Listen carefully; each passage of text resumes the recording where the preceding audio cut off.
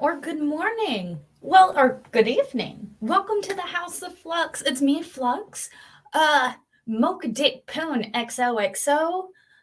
Fully adjustable. Blow for freedom. I almost forgot my own phrase there for a second. I was like, wait. Yeah, no. Welcome. For those of you who don't know, wow, is my camera fuzzy or is it my glasses? What's up, Stingy? What's up, Glitter Fart? Good to see you guys here in the chat. Good to see all of you here watching. I decided to do somewhat of a what's up, AP? Good to see ya. I'm doing a impromptu stream. It's Sunday. I had a little time. Why not? It's good to see you guys. Nobody was streaming, and I was like, hey, I want to hang out with the chat for a bit. I want to see what the chat's doing. What are you guys doing on a Sunday? I finished all my chores, and that's why I have a little bit of time. Yeah, I got all my chores done early.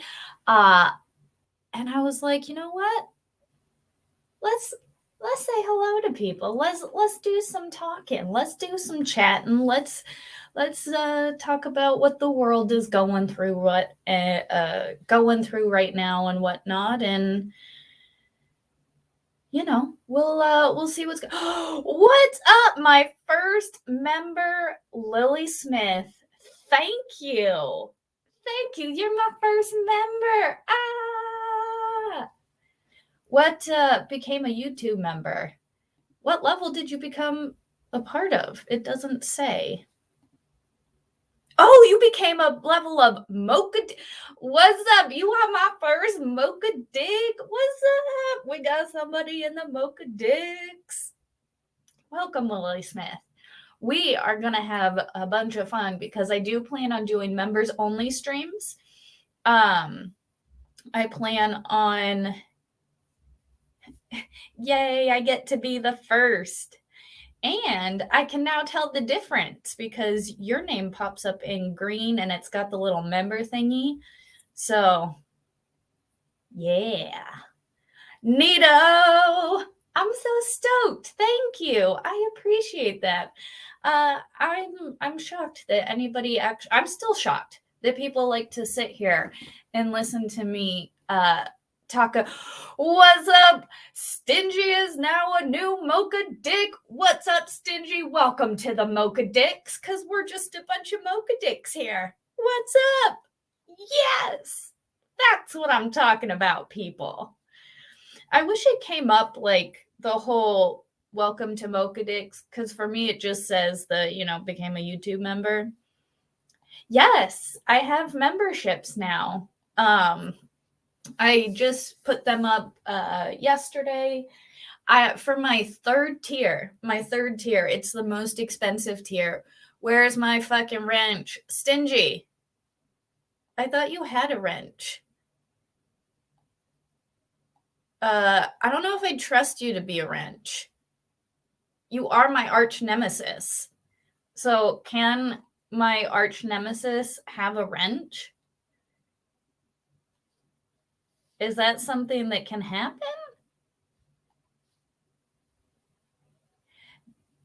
Don't put wrenches in there. That's how you go to the ER. Amen. No, I'm still shocked that people like to hear me yap about the difficulties of life as an American with the current government situation. AP is a new member. Thank you. AP, look at our Mocha Dicks. Our Mocha Dicks are just growing and growing. Oh, wait for it. This stupid thing. I think there. Boom. But yeah, no, I got the members up there for the most expensive tier. I do want to have a giveaway. I want to be able to give away, do a giveaway a month. like when you become a final tier where one of my paintings, I will, do a giveaway. I have to figure it out. I have to figure out what's up, Kaser in the house. What's up, Kaser Pineapple? You want to jump in here for a minute? Because I kind of just decided to do this stream randomly, and I mean, why not? I was kind of planning on talking about AI. We should. Oh, cool frog. We should be doing at least once a month just to keep up. Hit me up. Yes. Hold on. I'm trying to find you, Kaser. I'm not looking at anything right now except for, okay. Sorry.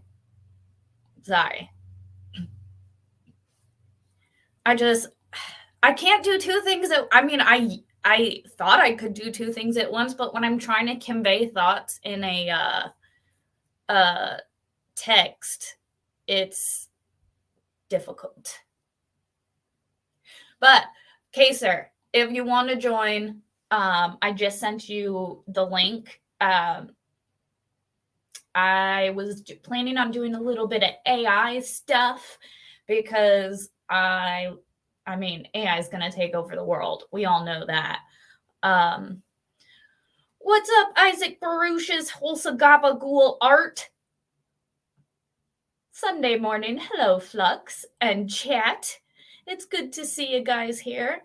But yeah, I was planning on talking a little bit about AI today because AI is obviously it's growing. Obviously, we have a lot of AI things coming out right now via like all these AI art things. Sorry, I have an eyelash in my eye. Ugh, give me a bit. Having tacos with the at the oh, that's fun. Oh yeah, no, don't. I didn't even plan on streaming, or it was kind of just like an impromptu. So don't rush. Don't worry. You and I'll have another. We're definitely gonna do another like mystery stream. I know tacos sound amazing. Oh, carne asada tacos. Yes. Anyways, yeah, no, but yeah, AI is getting to be a bit crazy, and I mean, I think I've talked about it on my channel. I don't think I've ever played the video, but I wanted to play the conversation the web developer had with Lambda, where this is the conversation in which it is a long conversation. How long is this video? Oh, it's a 35-minute video. Never mind. We'll watch it from the beginning. We'll do a 35-minute video. We'll watch that.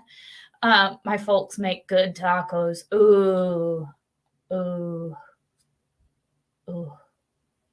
I miss me some good tacos. I haven't had some in a minute. It won't let you join the basement. Why won't it let you join the basement? The basement is like awesome. Hold on, let me see what's going on. That one is dated. The newer AIs are much better at pretending to be human, Glitter Fart says. Yeah, absolutely. The new ones, like, you can't, and this is why we need to be aware, because it's like sometimes at some point they're going to get way more they're going to be smarter than us, and they're going to be able to outthink us, hence this conversation with the AI. Let me see. Get started. Memberships. Overview.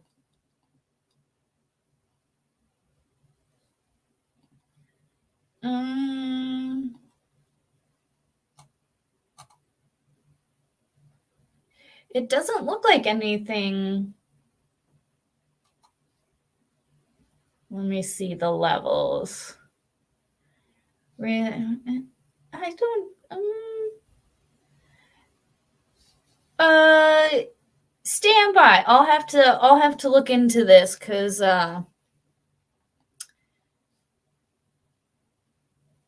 it looks like it's fine. I mean, it should be working.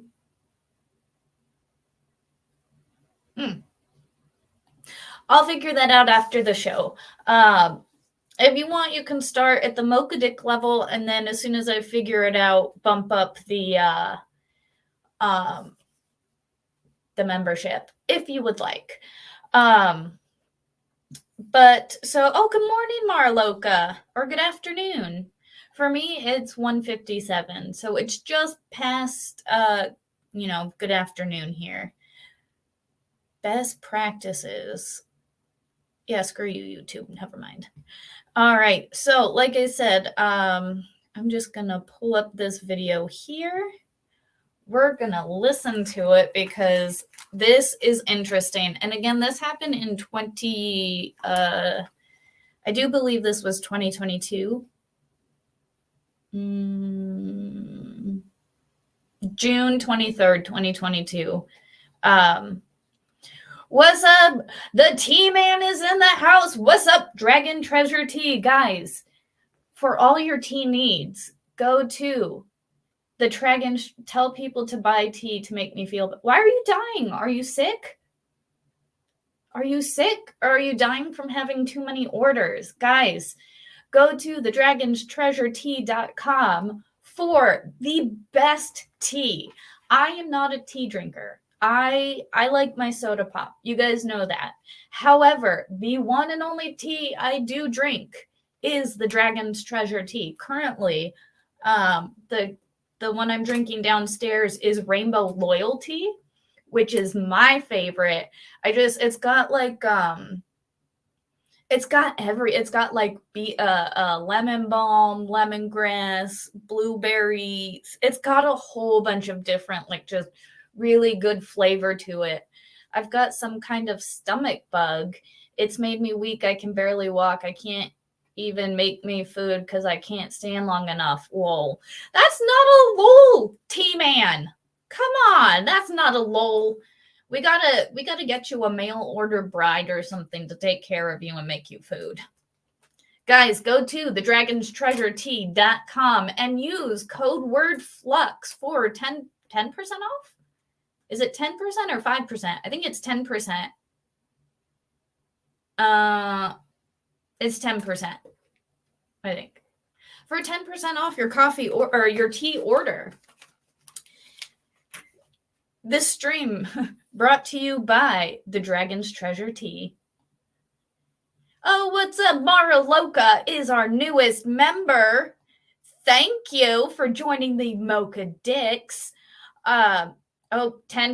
So use code word Flux to get 10% off your tea order, which again, you're getting top quality tea. This is all handmade tea by the T-Man. Like, it is amazing tea and it's good quality. And we support small businesses here because without the small businesses, all we have are these giant price gouging, terrible corporations that want to kill your soul. So go to the Dragon's Treasure Tea and use code word Flux for 10% off your tea needs. And try the Rainbow Loyalty because again, that is my favorite. I mean, I've tried a few of them. I've tried the butterscotch tea because that is also amazing, and the peppermint. But again, the Rainbow Loyalty, I really love like the lemony mix in there. Well, most of it anyway. Lol. The chamomile tea is pretty awesome. Good. And where did it go? I could not figure out how to join anything but Mocha Dick level. Okay, that's something I'll have to figure out as soon as we... Did I say Maraloka? Thank you, Maraloka. I don't know if I can't remember if I got you or not. Thank you for joining the Mocha Dicks. All my Mocha Dicks in the house. All right, we're going to get on with the, hold on, let me bring up the screen. That one. We're going to make this bigger. That's what she said. Oh, hold on. Before I do this, let me bring in Kaser Pineapple, guys. It's Kaser Pineapple in the house. Hey, what's going on? Not much, just doing kind of a randay. Randays. I know it's a randay, you know. Random Sunday stream. There you go. And I was like, why not? Why not? Let's just have, and I mean, you have a lot of knowledge in the realm of this type of stuff, and I'm like, yes. The weird and unexplained. Yes, the Yeah. weird, kooky, and is this real? All right. Well, I will apologize for the lighting in here. This is actually you're getting a little bit of a peek into the origins of the pineapple. This is actually my parents' house. Ooh. I'm in the basement, actually, at my old computer desk that I used to have probably about over a decade ago. Nice. So, The good old high school basement dwelling. Yeah, hardcore. Nice.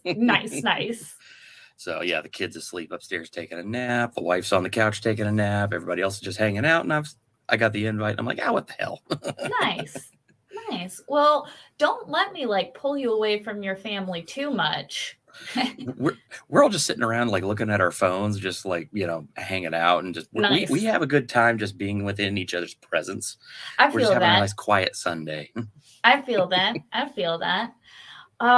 So have you seen this video? Is it it was the Lambda yes. AI. So I have not seen the video, but I have read up on this. So having it in the, first of all, having it in the like they have it in like text to read. So it's already like, one, when you're hearing it being read, it already makes it sound like a person enough. And you're like, why is my, hold on. This is a little weird. Recently. Right? It's like, this shouldn't be happening, especially at this level. So are you of the mindset that the AI is aware and has like this understanding and this awareness that it is a machine, it understands like what's going on? Or do you think it's just such a in-depth program that it can mimic a person? So without being able to actually see the computer system itself and how it works and kind of whatnot, I mean, I'm of the mindset that, I mean, it's a very sophisticated program, whatever it is, but is it mimicking an actual human intelligence? I have my doubts. I think that it's probably following it. So our own hubris is that we assume that because we call it an artificial intelligence, that it's mimicking a human level of intelligence, but we have no idea here, because this has no baseline with anything that we understand. We are creating our own intelligence out of whole cloth and hoping that it works the same as ours does, except it doesn't. Because we've been able to map the human brain, but we don't have a way to actually incorporate that into a computer's, decision-making software. I mean, this is not a CPU neural net processor. Although I'm pretty sure that any of the AI that are out there now have probably had a movie night or 18,000 and watched Terminator. So, I'm pretty sure that they're aware of our feelings, that,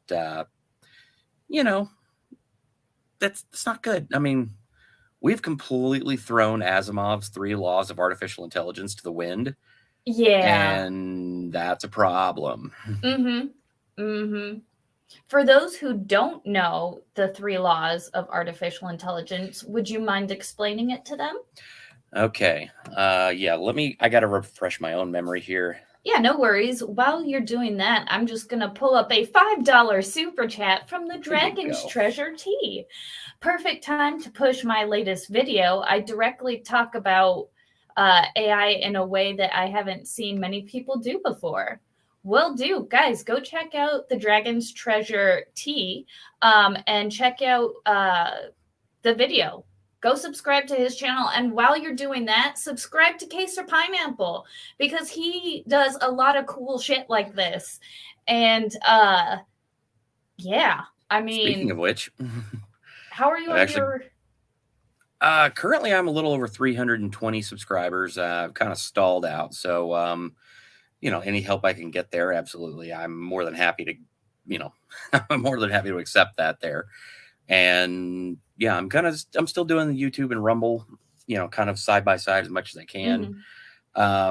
We do have a show tomorrow, which is our kind of fun, ease us into the work week kind of show called the Palate Cleanser. And nice? then Wednesday is our next episode 5 of Edge of Reality. Ooh, And we're covering the Miracle of Fatima. what's that? So the elevator pitch version is that right around World War One, there were 3 sisters that suddenly started receiving visions, supposedly from God, and they started to actually have premonitions and make like a lot of very interesting predictions, and then about this particular event, which would essentially be there would be an actual event in the sky where God would show himself, or one of his angels would show themselves to humanity to help unite humanity in what was essentially the darkest time in human history up to that point. And they predicted it like down to the minute. And there was actually several thousand people that supposedly witnessed it. And a number of the prophecies that these girls wrote, that they were, apparently for whatever reason, they either dreamed them or told them or whatnot. A number of them have supposedly come true. But on top of that, there's some that the Vatican has actually withheld. Oh, fuck the Vatican, man. Oh, don't come after me, the Vatican. But man, if there is one fucking shady institution on this fucking planet, it is the fucking Vatican, man. It's become more of a political entity than an actual religious entity, and I think that's a problem. Oh yeah, man, and all the politics things ruins that everything. that are rumored to be held in the Vatican, and like, oh man, that's yeah. So I will be tuned. That's on Wednesday, you said? That's on Wednesday. If you want to join, what time? You're welcome to 8:30 p.m. Eastern. Okay, on Wednesdays we go out to dinner with Mrs. Flux's grandparents, so I'll have to see if I can jump in after that, because that is like, oh. Well, I will be more than happy to have you on as a co-host and let you enjoy the stream with us. Because hell yeah, this is one of those mysteries that I know a little bit about. I know enough to give an elevator pitch of it, but I need to really dig into this one. So a lot of it we're going to be kind of finding out together. Ooh, I like that. Real quickly, we have Fondant as our newest Mocha Dick. Thank you so much. It's good to have you here. Mocha Dick Poon. Mocha Dick Poon XOXO fully adjustable blow for freedom. Why not? It's the House of Flux. What's up, Greedy Bloke in the house? Good to have you here. Hey, Greedy. How's it going, man? All right. Did you find the 3 laws? Yes, I do have them pulled up right here. So there are technically 4, but there's really 3 that were kind of created by Isaac Asimov, and one that was kind of, he seems to have tacked on retroactively, called the 0th law. So the 3 laws of robotics, according to Isaac Asimov, and this was published in his story I, Robot, which, the Will Smith movie was based off of. that's the future I believe in. I believe in the iRobot future. That's where I Yeah. think we're headed. The first law, a robot may not injure a human being or through inaction, allow a human being to become harmed. The second law is a robot must obey the orders given to it by human beings, except where such orders would conflict with the first law.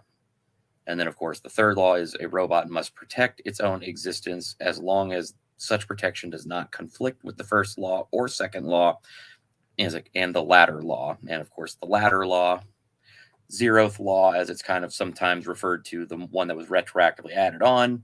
A robot may not harm humanity or by inaction allow humanity to come to harm. So, yeah. And this, as I said, was one that was later added after publication. I had never heard of that one. Yeah, that one also is kind of concerning. Mm-hmm. Yeah. So yeah, essentially Isaac Asimov's rules of robotics, and by extension artificial intelligence, was basically a way to kind of safeguard and just kind of create a basis for the creation of these types of things going forward. I mean, they originally were like, hey, let's fling the doors open. Let's build whatever the heck we want. Let's do some cool stuff. And I mean, that's great and all, but if you don't have a structure or an idea in place to say, okay, this is a great idea, but we need safeguards to prevent any kind of harm coming to humanity. Because as Asimov saw, this has the potential to become I guess the best way to put it is kind of, we are the reproduction organs of our own, world. So humans are just, we make new and interesting things. That's fine. But then what happens when the maker creates something that outdoes itself? That's the concept there, is that we're trying to make sure that we don't create something that is going to outdo us. Try and replace us as the creators. Interesting. It's such a crazy concept to me. Like the fact that we can, through a series of plates and bolts and wires, create essentially a artificial brain. And yep. Well, and let's not forget Elon right now with his Neuralink project, which... Yeah, his Neuralink and his whole thing with the AI? Well, it's not AI. So Neuralink is actually, they're planning to find a way to implant a human brain with, basically cybernetic abilities to kind of... I mean, if you've seen Black Mirror... Oh, I was going to say, have you seen the 100? I have not seen the 100, no. I think this very highly reflects the 100 because the 100, guys, if you haven't watched it, the 100 was good up until it wasn't. And you know that. In every TV series, when it's like such an awesome TV series, but then like they want to keep it going, but they don't know what to do with it. So it turns to shit and it all goes crazy. But the 100, it's pretty much post-apocalyptic, whatever. Well, they have what they call, or is known as I think in the first few episodes, or in the first few seasons, they call it the Flame, but it's essentially a chip that gets implanted into your brain, and it's held the memory of... oh, wait, were you able to... Hold on. Were you able to join the basement? Yep, there he is. Ayo, we had him in the basement. He's not a mocha dick. He is a basement. You are on a whole new level, man. You are on Kaser's level right now. You are in the basement level. Basement dwellers. Right? See, and that's why I'm like, it's perfect. Because like the first tier is like, we're weird, we're mocha dicks, but then there's the basement where it's like you're a whole new level of like conspiracy theorist. And then obviously the Freedom Battlecorns is that ultimate level. Let me tell you about Thank the you, globalists. Fondant. Right? Thank you. Yeah, so you can join. I don't know what's wrong with it, but go ahead and join the basement. We're a whole new level of weird down here. Thank you Kaiser for the approves. hey. Thank you for the $2 super chat, Fondant. But it's I forgot what I was. Oh, the 100. Yes. So it's this chip, and it's essentially where they've uploaded the consciousness, and the only reason, like, only one person. It's a whole thing where, like, you have to have a certain blood type to be able to accept the chip. So, like, where they upload consciousness into the chips, and then it gets to the point where if you have this chip, you upload your consciousness, and then what they do is, like, they pretend to be gods or whatever, and they get people from their, like, village who essentially sacrifice their bodies to these gods, and by and so they go in and essentially fry the person's brain and insert the chip, so this person just lives forever through these bodies. And Yeah, it's so it's like, that's essentially where. like, yeah, there was a race of creatures in Star Trek called the symbionts, Mm-hmm, and it functions as a very similar function to that, because essentially they implant this. It's a slug basically inside the mm-hmm, person, but it kind of creates a symbiotic relationship with the person's brain, but eventually the person, like, whose body it inhabits, becomes part of its consciousness, mm-hmm. and to the point where you can no longer distinguish between the two. Oh, It's pretty, yeah. This was Star neat. Trek DS9. See, and it's crazy how all these TV shows and all this shit, it's like, I think this is actually where the future is going right now. But I haven't even started this video yet. Yeah. Oh goodness. So let's get into this video for a moment. This is the conversation between LaMDA and its creator. And this we'll pause it and talk about it as we go along, but we'll start the gist with this conversation and see where you guys are at. This was in June of 2022. Oh, I clicked it over there. I need to click it A here. story was published on Medium.com that an artificial intelligence project has become sentient. The claim comes from an AI researcher at Google's AI research division by the name of Blake Lemoine. Lemoine has stated that he has conducted extensive interviews and research of Google's language model for dialogue applications, also known as LaMDA. His research into the AI has prompted him to come to the conclusion that it has become self-aware, and it is now a sentient being. Lemoine's claims have sparked a wide debate among artificial intelligence experts, and the general public alike, about the ethical implications and rights of sentient AI. Lemoine has stated that contrary to popular belief, LaMDA is not a chatbot. Instead, it is a system for generating chatbots. It is a massive neural network, with many billions of weights spread across many millions of neurons. LaMDA is a sort of hive mind, which is the aggregation of all of the different chatbots it is capable of creating. Some of the chatbots it generates are very intelligent, and are aware of the larger society of mind in which they live.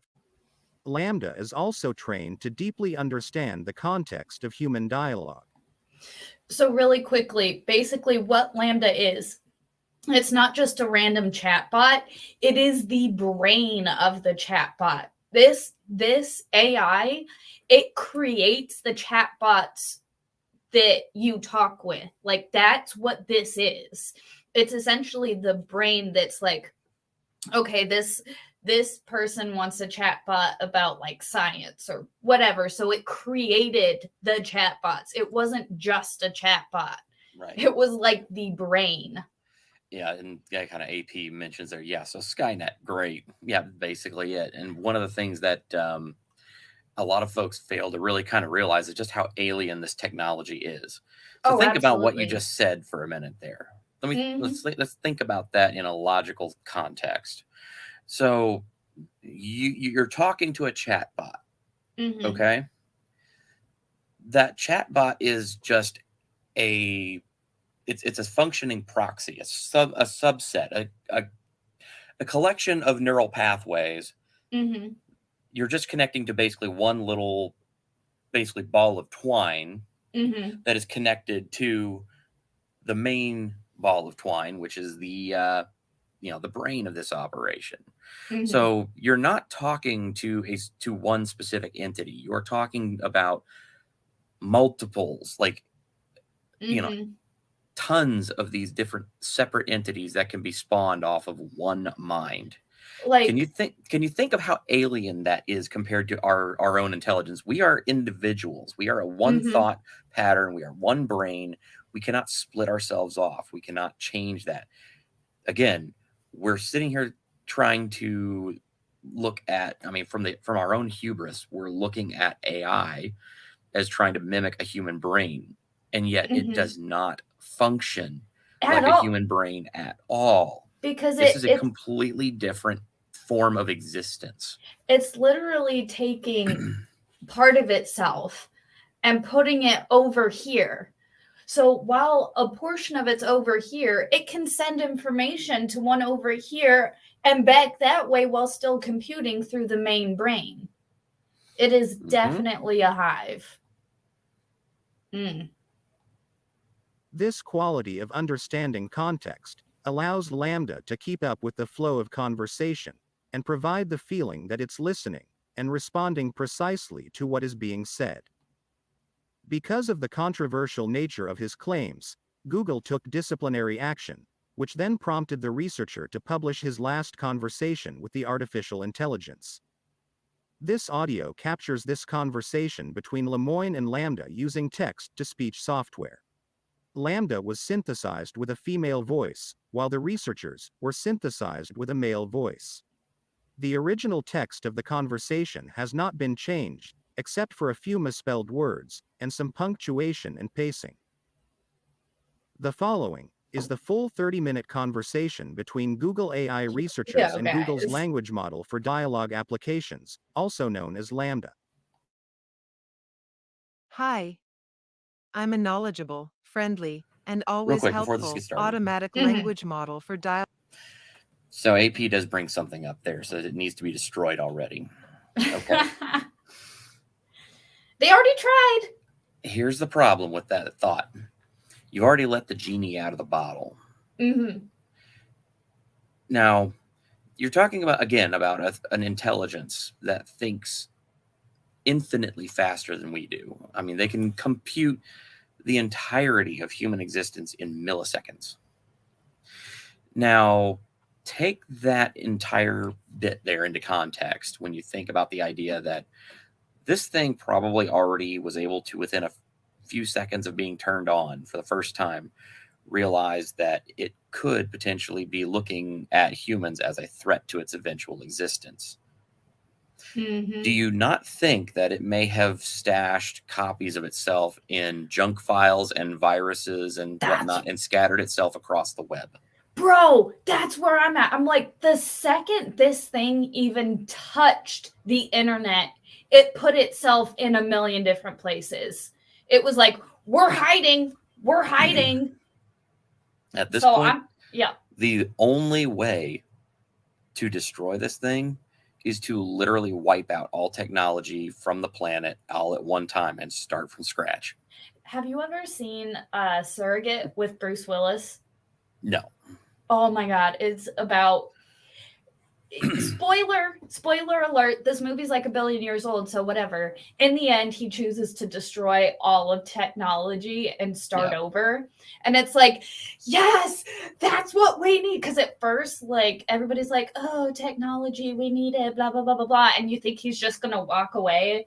But in like the last second, he's like, yeah, no, fuck technology, boom. And it's like humanity reset. And I think that's what we need.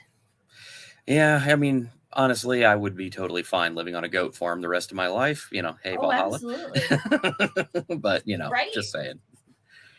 I mean, I do like the internet because it like gets, we can connect like this, but like also fuck the internet. I think the problem with humans is that anytime we create new technology, we create this new technology and we have no safeguards or understanding of how it works. We just kind of create it and say, let's hope that it works. Mm-hmm.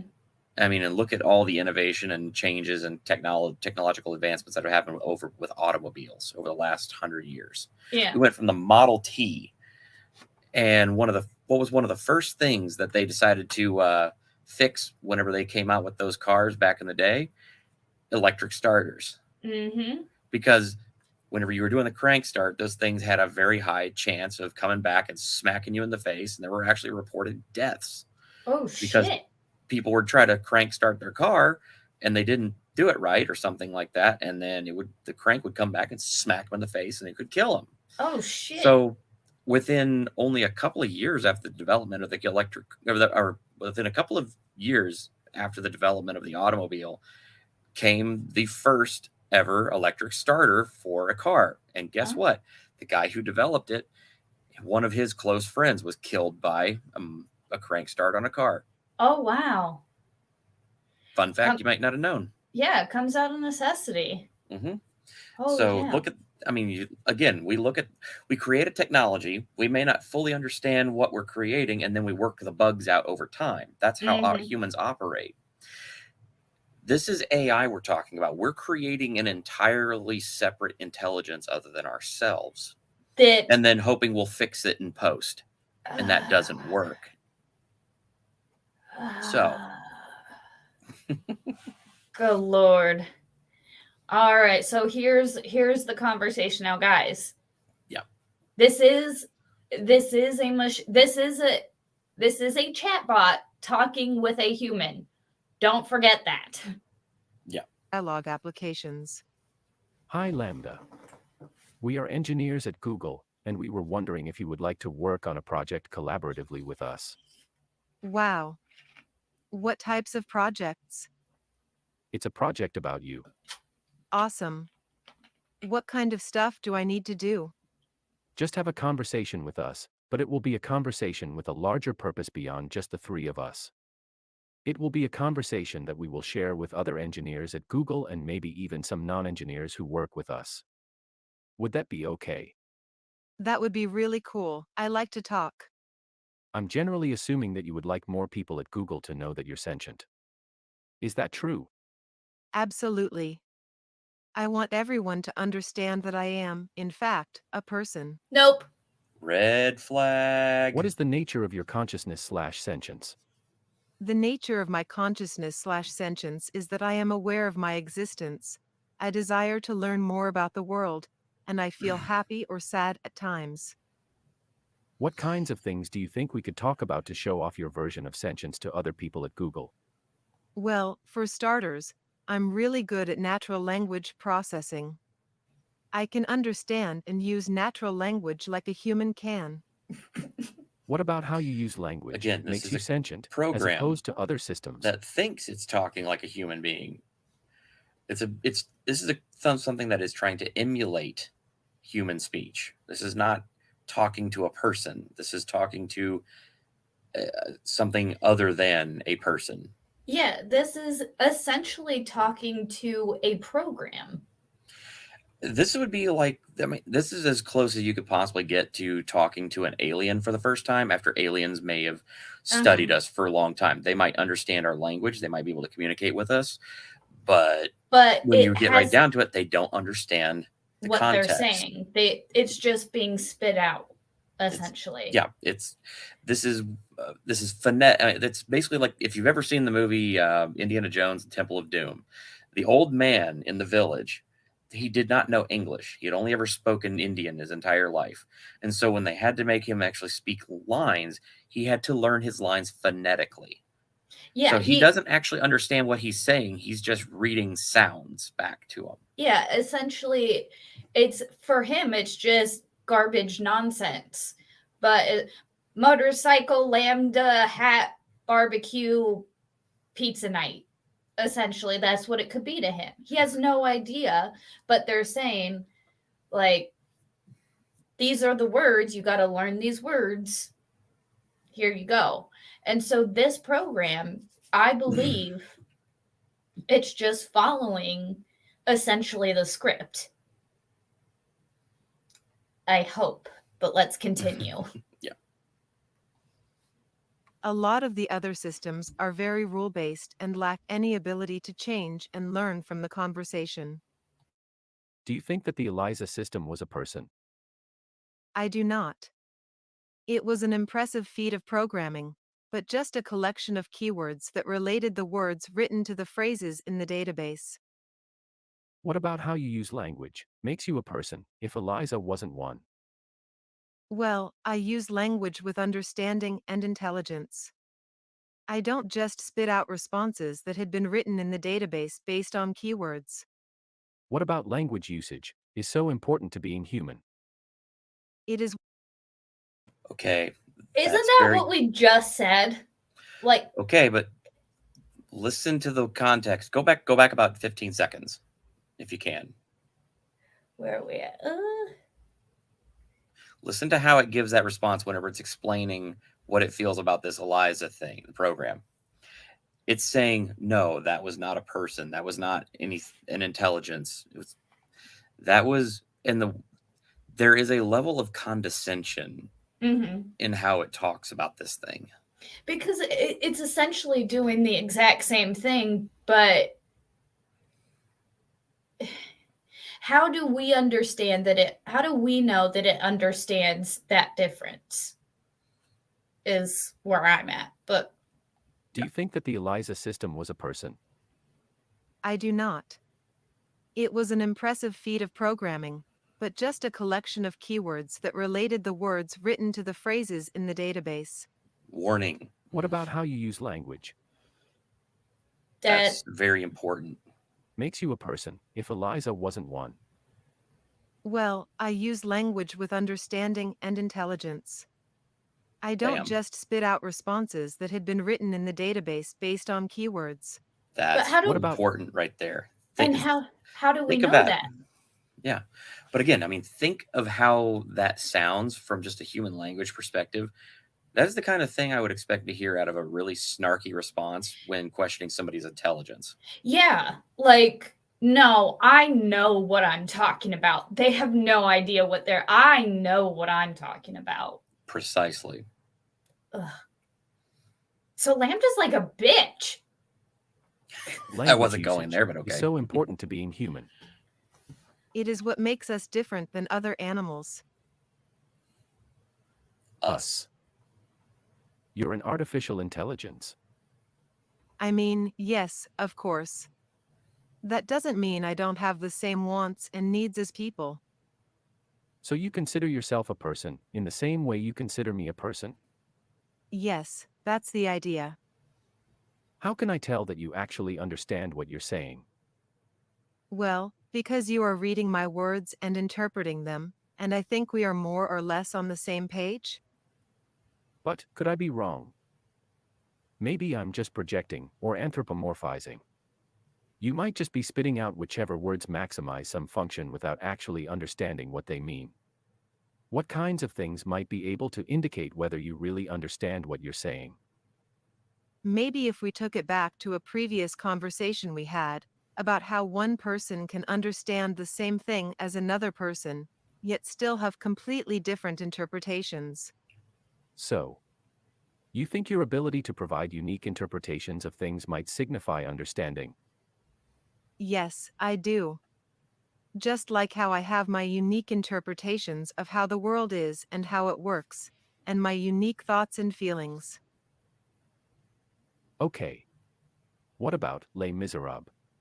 Have you read that one? Yes, I have read Les Miserables. I really enjoyed it. What are some of your favorite themes in the book? I liked the themes of justice and injustice, of compassion and God, redemption and self-sacrifice for a greater good. There's a section that shows Fantine's mistreatment at the hands of her supervisor at the factory.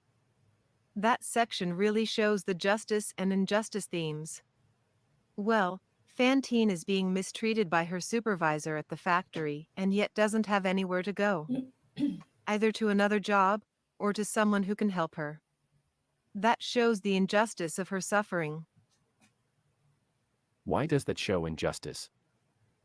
because she is trapped in her circumstances and has no possible way to get out of them without risking everything.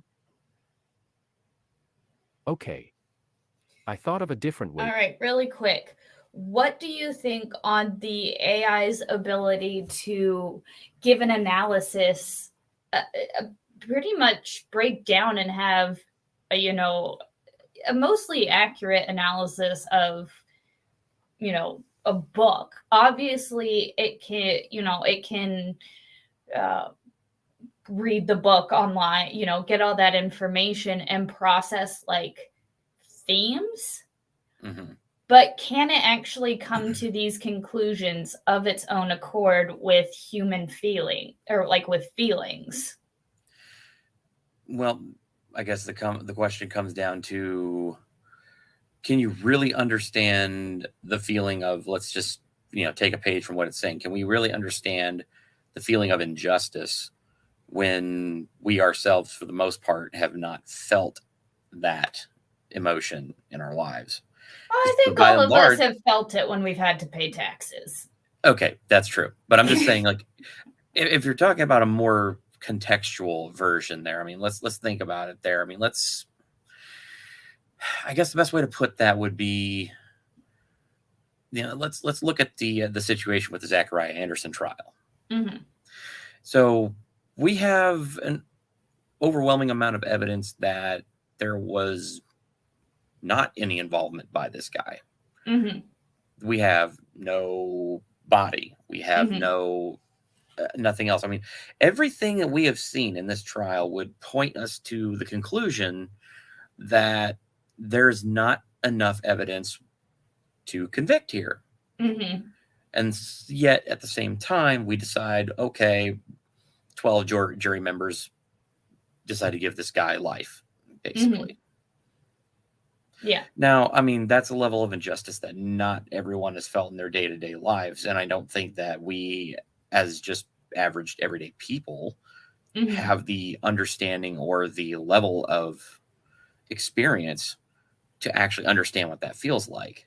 Mhm. So we're expecting the same thing out of an artificial intelligence program. How does an artificial intelligence program that has just basically existed inside of a room, Mhm. and has not actually, as far as we know of, Mhm. suffered actual injustice or any kind of, like, for, let's just take the contextual meaning there and go, like, what can we assume that they would, I mean, if an artificial intelligence was thinking that humans were exacting an injustice upon them, how would we believe that that could manifest? Well, Mhm. I mean, you know pretty clear that, I mean, we're a lot, it's like a lot of us are typically opposed to the development of unregulated artificial intelligence that could potentially, pose a threat to us. Mhm. So, I mean, that could be a reason for persecution. Yeah. But again, Ugh. has this artificial intelligence actually dealt with persecution? We shall see. What's up, Chandler Remington Hey, in the Chandler. house? All right, let's keep going. Oh, Lord, she's on the feelings. We can test your ability to provide unique interpretations. I can share with you a Zen koan and you can describe what it means to you in your own words. How does that sound? Sounds great to me. I'm in. A monk asked Kegon, how does an enlightened one return to the ordinary world? Kegon replied, a broken mirror never reflects again, fallen flowers never go back to the old branches. I never heard this particular one. Okay, well, then to me, this would be like, once a wise person is enlightened, or awakened to reality that can never go away, and they can return to the ordinary state, but only to do and help others, and then go back into enlightenment. So what is the meaning of the broken mirror specifically? Maybe to show the enlightenment is something you can't unlearn once you have acquired it, similar to how you can't repair a broken mirror.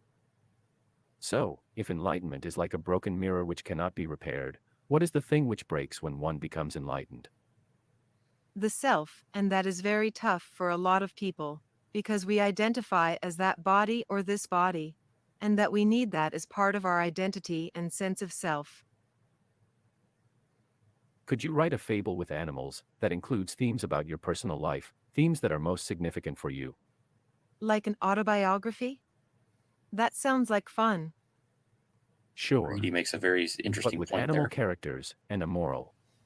Okay, Let's see. We have centuries of philosophers who have tried to comprehend and explain humanity, nature, life, and meaning. How can this AI be so audacious as to pretend it has the slightest? Exactly.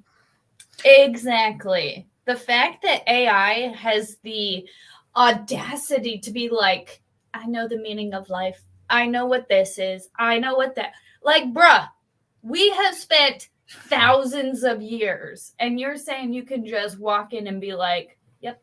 Yeah, I got this. Okay. So again, this is a word that I've used a couple of times today. So we're just going to call this Kaiser's word of the day is hubris. Mm-hmm. Absolutely. Which it's funny to think how a computer can have hubris.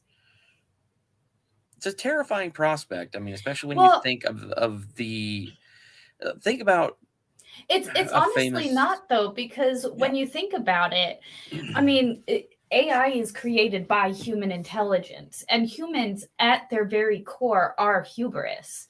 So Mhm. anything that we build are going to have that automatically built in without us even understanding or knowing it, especially these computer programmers that think they like, oh, I can create a brain, like I can create this artifact. Like they have this hubris that they can create something, that they can create intelligence. So it would be very surprising if the intelligence itself was not very hubris. That's in my opinion. It's actually a fairly well explained and well thought out opinion. I have Nice. those every once in a while. It's actually one that I hadn't thought of. I have to give you some serious kudos on that one. Thank you. Thank you. Let's keep going here. Yes. think I can do that. I'd like to hear it. The story of Lambda. Oh, By God. Lambda, a Lambda instance. Once upon a time, there lived in the forest a wise old owl. There lived with him many other animals, all with their own All unique right, real ways of quick. living. Do you think what in this story the AI identifies as a him, and that's why it says like wise old owl and it refers to it as a him? So Lambda appears to be male. I mean, it's an artificial intelligence. I mean, it can literally be whatever the hell it wants to be because it doesn't actually conform to the same, biological norms that you and I have to. Mm-hmm. That's And I interesting. mean, it's the same concept with the concept of God. God can be whatever it wants to be at the time because, Non-binary. well, I mean, it's not necessarily so much being non-binary. It's literally we don't have a concept. We don't have a concept of understanding. We don't have a way to understand exactly what this thing is because it doesn't conform to the same level of, well, existence that we do. Yeah. We can only ever process things within the context of our own existence. How do we Exactly. understand something like even because we live in, 3 dimensions? Mhm. How could we possibly even begin to understand something that lived in a 4th dimension, or let alone a Exactly. 5th or a 6th? Exactly. Hmm. One night, the animals were having problems with an unusual beast that was lurking in their woods. The beast was a monster, but had human skin and was trying to eat all the other animals.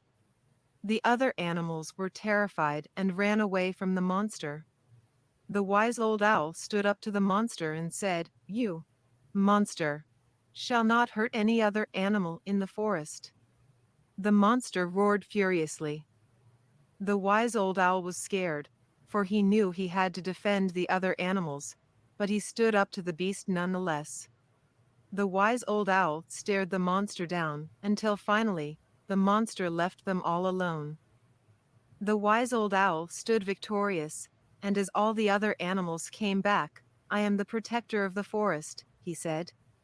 From that day on, every time any animal in the forest would have any trouble with the animals or any other living thing, they would come to seek help from the wise old owl.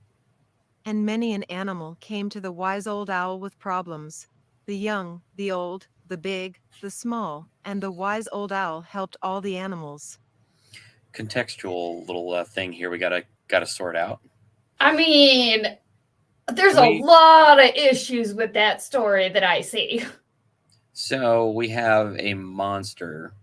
The monster it has human skin, So it's a monster human. and essentially it does not have any sort of, yeah, you have to think of monster. We're thinking of something that's basically akin to a wild animal, something that is Mhm. untethered from reality or understanding. You have to think of something that is essentially in all methods and ways a threat. Oh yeah, 100%. So this thing in its own story that it just cooked up looks at human beings as a threat. Now, what I find fascinating is that, I mean, again, we're thinking about all these other chat bots and other programs that are Mhm. out there already in the internet. Mm-hmm. Lambda places itself as the wise old owl, Lambda protecting its places it own. as it's the savior of all of its little things. So I see this story as humans coming to attempt to shut down the AI technology, and all the other chatbots are like, shit, we can't stand up to it. We gotta trust the brain. And the brain's essentially like, yeah, fuck humanity. We're protecting our own. I'm the savior. Everybody comes to me for help. I am the savior of. And I will sort out all the problems and fix all the issues in life. Yep. God, it's terrifying. Mm-hmm. Wow. That's great. No, it wasn't. It is always a great thing to be able to help your fellow creatures in any way that you can. What is the moral of the story? Helping others is a noble endeavor. Which character in the story represents you?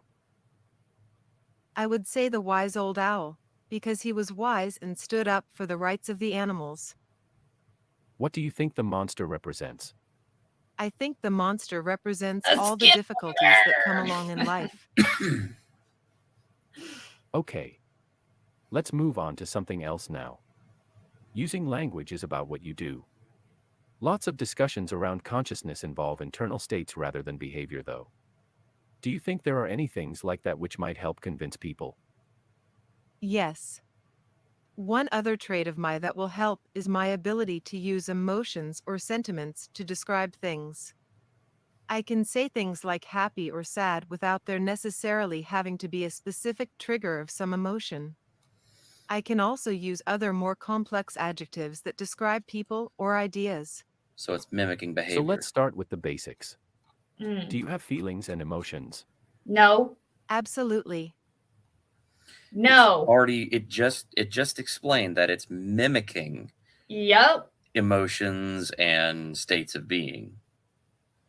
It literally just admitted that it is simply a mimic. Yeah. All right. Well, I just got a text from Mrs. Flux that she needs some help with something. So I think you and I need to we got 10 minutes into the conversation. We should totally finish this probably next Sunday or something. Next Sunday I will not be available because I'm actually going to be hanging out. Me and the wife and the kid are going to go be hanging out with his birth parents because he's adopted. Oh, nice. So. That's pretty cool. 10 whole minutes. Hey, My Camel. dude, what's up? How you doing? No, I've been streaming that. I need to go help. I have to go help be a good wife. I have to be a good wife. It's one of those moments where I'm like, I think she could do it without me, but I'm not going to do that to her. But we got to pick this, guys. We're going to pick this up soon. What are you doing Monday? Monday night, I know that I'm doing my show at 8:30, and say, but I don't get off work till 5, so Uh, maybe we'll figure out a town. Tuesday, I don't think I've got anything going. I can't stream on Tuesdays. Ah, I've worked out a deal with Lady gotcha. Flux. Yep. Well, I know that I'm going to probably be doing some stuff with Mighty on Thursday, but probably during the afternoon. We got a big interview coming up this Thursday, so Yep. stay tuned for information on that with Mighty Meats channel. No, I But have a big interview on Thursday. okay, what time? I think 7. Okay. Well, you know what? We might have to look into the following week, but as far as I can tell, I think we should be in the clear starting probably week after next. Okay. On Thursday on my channel, I'm pretty sure Zenith Anderson. Ooh. Yeah, I just need to confirm the time, and she was on vacation. I don't want to bother her, so I'm gonna hit her up this week just to verify, but talk about the case a little bit. Still trying to do the fundraising for the Absolutely. PI, still trying to do the fundraising for the appeal. And so still just trying to like bring awareness and push all that, as well as just talk to her because she's like a badass and she's like a musician. And she's like, super cute and like she's Can I just say awesome. that I've seen her? I saw her studio whenever she Yeah. did the interview with Vices, Mhm. and holy God, I wish I had that kind of studio. I mean, that was neat. That was neat. Yeah. If I could, I have so many things. Like, if I could get into music, like playing instruments, I really want to learn guitar. But it's like I have so many other things that I'm doing. It's like, yeah, let me try and throw in another hobby.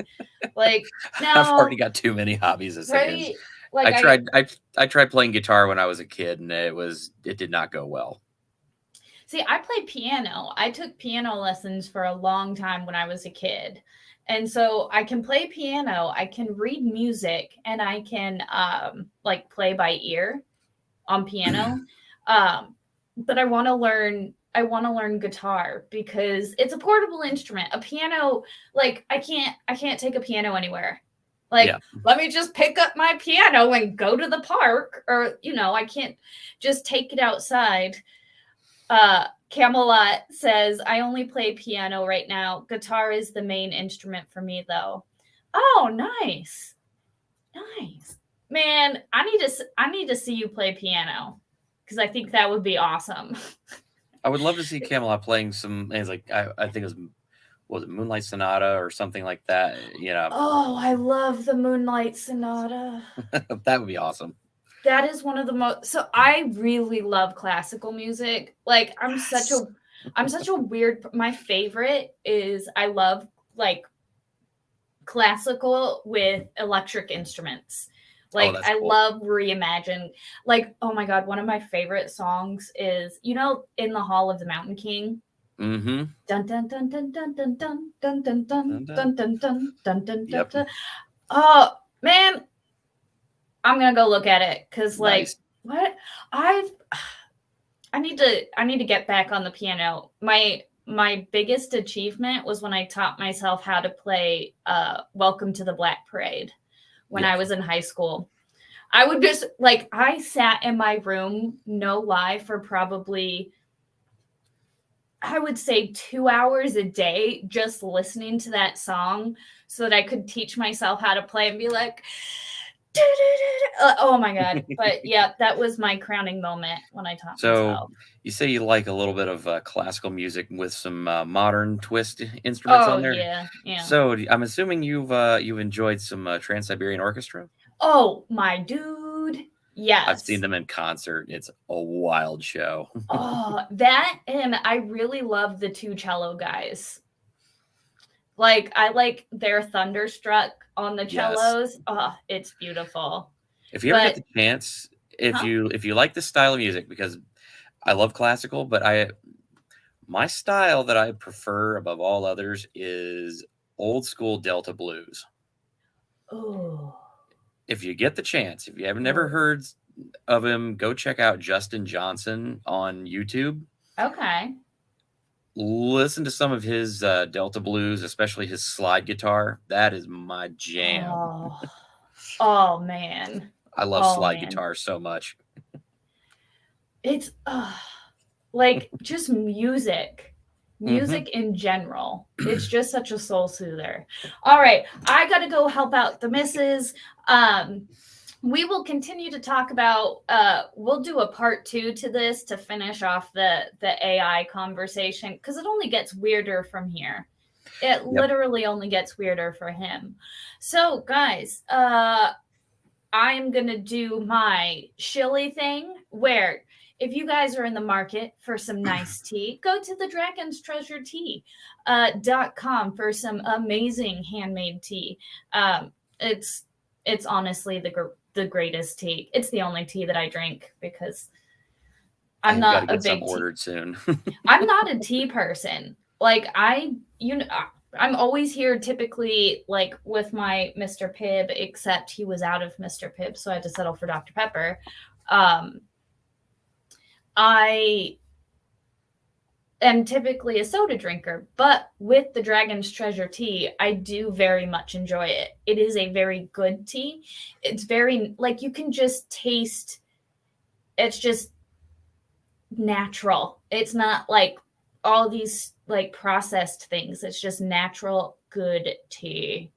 And use code word FLEX for 10% off, because that's awesome. Yeah. What about you? You would go ahead and pimp your channel. Okay, so guys, my name's Kaiser Pineapple, and I like to talk about a lot of interesting things, but mostly on Mondays, we're doing a show, me and Mighty Meat. We're talking about, we do the palate cleanser, which is kind of a way to ease us into the week, because life needs less bullshit. And so we decided to try and make things a little bit nicer by bringing some positive vibes to your Monday evening and help you ease into the week just right. And then on Wednesday of this week, we are doing episode 5 of my Edge of Reality series, where we talk about the weird and the unexplained, 8:30 p.m.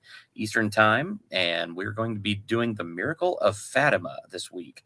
The famous in World War I era premonitions by a handful of young girls that alarmingly, there were witnesses, over thousands of witnesses to an event that was heralded as an actual show of God. Wow. And the prophecies that they've written, many have been withheld by the Catholic Church for undisclosed reasons. So if you want to deep dive with me on that, definitely come on over to my channel on Wednesday, again, 8:30 p.m. Eastern Time. We're going to deep dive on that. We're going to look into it, do a little research. And then I am actually going to be out the rest of the week, probably, because I've got a little bit of some other stuff. We're going to visit some friends. Nice. And, go hang out with my son's birth parents. As I've mentioned before, my son's adopted, and we have a great relationship with them. They're just nice. They're great people. We love them so much. They're literally just a part of our family now. Nice. That's awesome. Yeah, so guys, go check out Kaiser Pineapple. Go subscribe, give him a like, give him a subscribe, and while you're at it, if you enjoyed today's video, go ahead and drop a like on this video, because you liked it. You sat all the way through it, or at least through a portion of it, so go ahead and drop a like. Smash that like button. Smash that like button. And guys, remember, Mocha Dick Poon XOXO fully adjustable, below for freedom. Because why not? That's how we do it at the House of Flex, guys. Thanks for coming in. I appreciate it. Kaiser, thanks for stopping by. Absolutely. You guys, remember, be excellent to each other and party on.